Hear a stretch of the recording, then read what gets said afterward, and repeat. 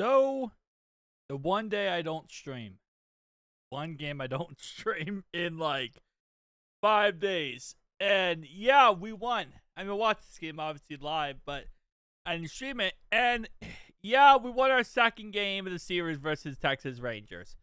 Listen, we might be that team. We might for real this year be that team. Obviously we have one more game left, but at this point we won the series, which is now we won the first series and now the third series. It sucks we couldn't get it done versus the Pirates, but it is what it is. Yeah, let's break down this game. We only had 2 runs this game, both of them being Elly De La Cruz and Sal Stewart. We also had a really funny play in this game where, who was it? I think it was TJ Friedel who caught a foul ball down the line and he tripped and fell. Yeah, that's fun time. Pitching in this game, I didn't know how to feel about Louder going into this game. He did end up with 4 strikeouts, which shout out to that. 2 walks in this game, only allowing 3 hits. Yeah, I don't know what's going on with the Texas Rangers because yesterday they actually looked a lot better than they did today. But 3 hits and then Ashcraft came in. My boy Ashcraft. He did get 1 more strikeout, which means he now has 11 strikeouts of the year. Which, again, for a reliever, I'm not sure where that puts him like in the record books. But I'm hoping that puts him very high on the list because I shout out to him for that. Santilman did also come in and have 1 strikeout. And then Pagan had 1 strikeout in the end. 2 walks for Pagan in the end. Listen, Pagan took care of business. He was the closer for today. He took care of business. He got the job done. I'm very proud of him for that. Yeah, I'm just, again, like I said, it was kind of like one of those games where it kind of reminded me a lot of I think it was the first game versus the Pirates, where go into this game, right?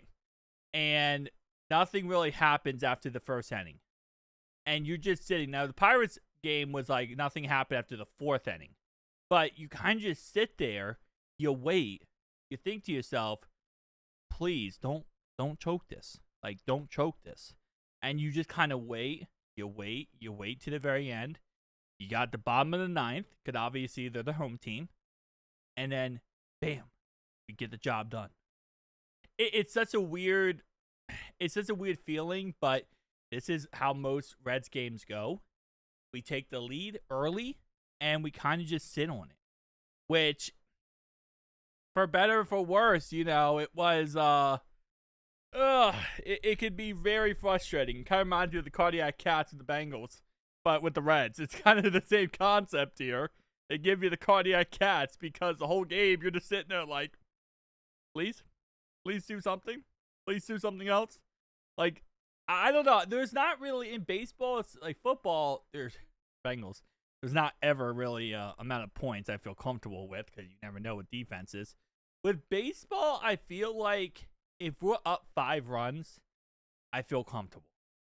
And I know it's a lot of runs, but baseball, anything could happen. I mean, you get 1 good hit, and, you get a guy on base, and then you get a second guy on base, third guy on base, and then you kind of end this endless loop where people keep getting singles, and they keep scoring. So, I think 5 runs is where I feel a little bit comfortable at some points.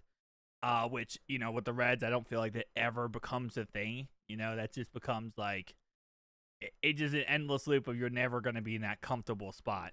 But, for what it is, Trevino, I always mention how bad he is at hitting.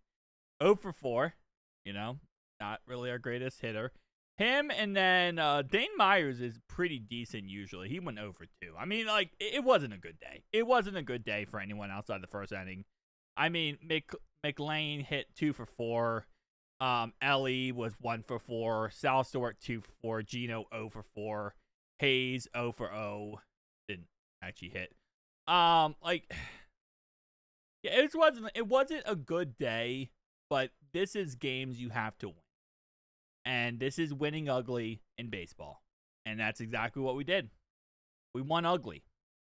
Sometimes it's not the sexiest way to win, but sometimes it's a way to win. It's kind of funny though, because every game so far in this series, ESPN has said that we are projected to lose the game. Every single game we have been projected to lose, which I find hilarious because like we won both games so far. Now I will be live for this last game at 2:35 tomorrow. Again, I apologize today. I had to take a day off. Like I did a lot of streaming, and I was to a point where I was sleeping like half the day if I didn't do that. But anyway, Chase Burns did go ahead. He's starting tomorrow, which I'm excited about, and I'm ready to stream that game because I can't wait to see Chase Burns. I was kind of a little, on the fence about Louder today. I didn't know how to feel about it. But Chase Burns 100% is going to kill it. Now, this is going to probably be a very defensive game because you got Jack Leader and you got Chase Burns. So I'm expecting a very similar game to today to happen tomorrow, where it's going to be a very defensive day. It's going to be a very low-scoring game, probably 2-0, 1-0 for most of the game, and then maybe something happens in the end. So that's what I'm expecting to happen when it comes to this type of game, because both of these guys are really good pitchers. So far, Chase Burns, we saw him in his first but his starting game a couple games ago, and he did have 7 strikeouts.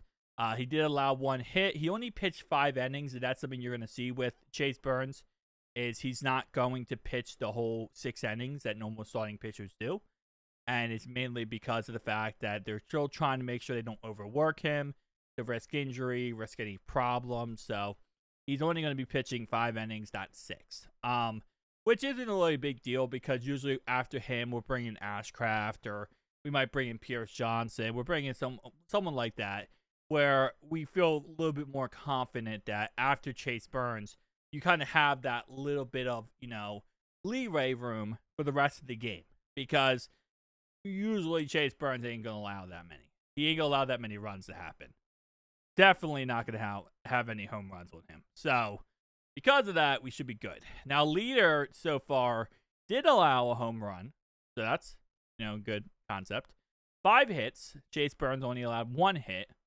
So we'll see. We'll see how this all shakes out in the end. But, I mean, both of them will also 1-0 on, the season. But win-loss record for a pitcher is the stupidest thing ever. I mean, you pitch for 6 innings and then you can't control the rest of the game. So, there's really no point to ever have a win-loss record for pitching. But, hey, it is what it is. Guys, make sure to like it, comment down below. See you guys next one. Peace out.